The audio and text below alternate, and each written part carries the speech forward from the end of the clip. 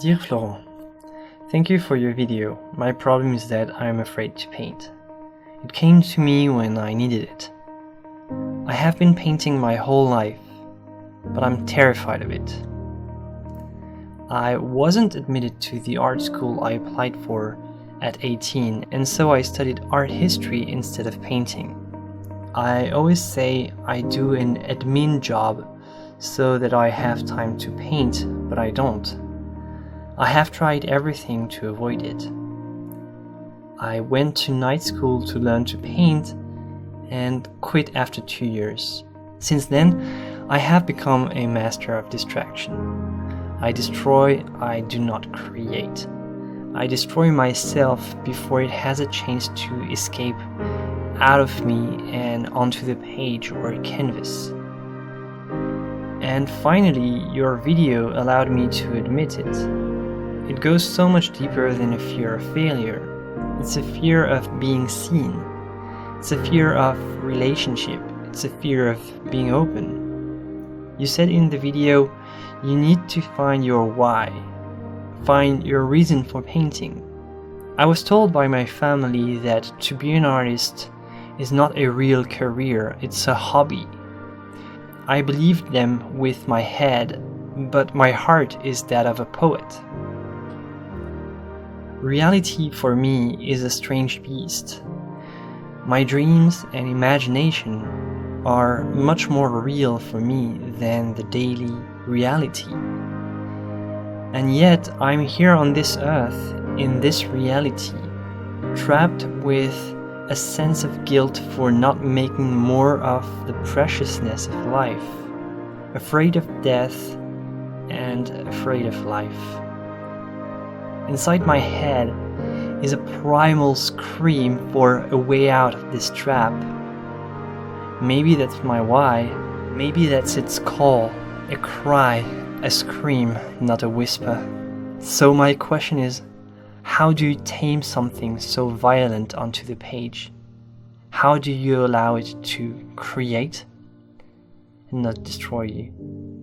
Sarah. Dear Sarah, there is so much to say about your story that I don't even know where to start. You know, sometimes you open a door and you know that behind it you'll find 10 doors, and behind each one of those you know that you'll find 10 more doors again and again. So you remain petrified and you can't even open the first one. You're right though, and I can start with that. It goes so much deeper than a fear of failure. Trust me, Sarah, I know what you mean by it's a fear of being seen.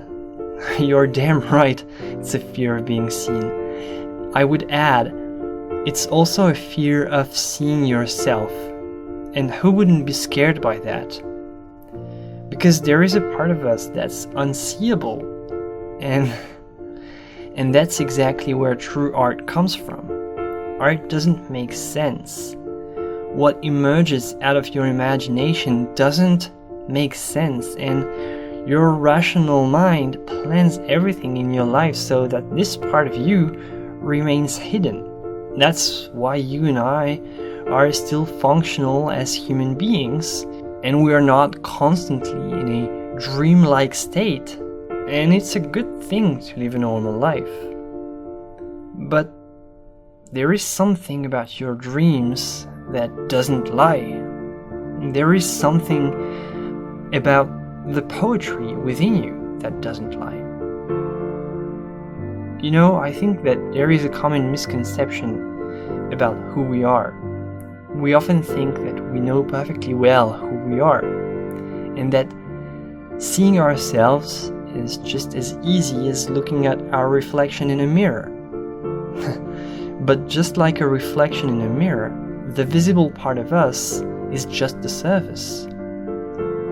You don't see your heart beating in a mirror, but would you say that your heart is not a part of you because you can't see it?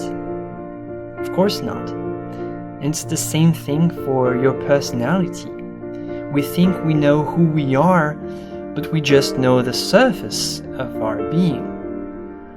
You said that your dreams and imagination feel real to you, and they are. They are just as real for your mind as your heart and blood is real for your body. It's just hidden beneath the surface. Art offers us the possibility to see what's beneath the surface of things. Your story says that you've already been painting a lot, but the question is, paint what? Paint the surface of things? Or paint what's beneath the surface? You have to accept what's beneath the surface, because if you don't, you will never really know what to do with yourself. Your creativity will never be satisfied. You'll never really find meaning in what you paint. You'll become anxious, you'll become distracted, you'll become self-destructive. Your obsession with poetry, dreams, and imagination shows that you know there's meaning there. And you also know that it's extremely hard to dig this deep down. The effort is great and the reward very uncertain. But it's not like you have a choice, do you? Being a creative person, it's not like you have a real choice. There is something deep inside of your mind that needs to come out. You know it, and you seem to be afraid of it. Don't be. You have the wrong idea about how it can be expressed. You think it will be like a primal scream. You think it will be something violent. And to be honest, it may be the first time you let it out. Just like opening a bottle of champagne, it makes a big pop and explodes because it's been contained and shaken for so long. But after that, everything just flows naturally. And that's how it's supposed to be. If you're afraid of being seen, be discreet. It's not an obligation to show what you do. If you don't feel ready to open up to the world, just don't. It will happen once you're ready. The most important is that you create what truly matters. Make the art first, think later. If you're asked about your art, about what you do, respond with honesty. You know, I've been through the same struggles. I find inspiration in poetry, in good and evil, in philosophy.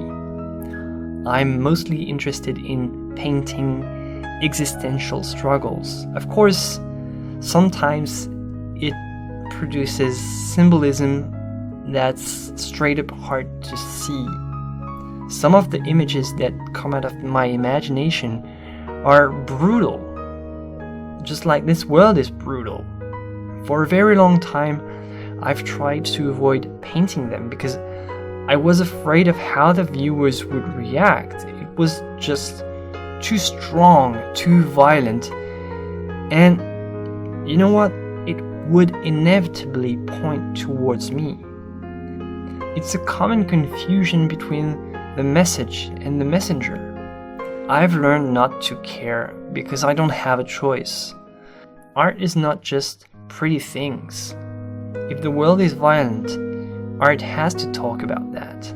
But this is just an example of my struggles on this issue, and I'm sure that your case is different because it all depends on the type of art that you make.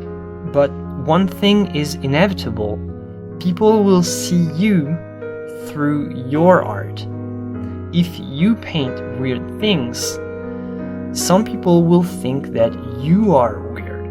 If you paint peaceful things, some people will think that you are a peaceful person. That's just how it is. You can't control what people think, but you have to see beyond that.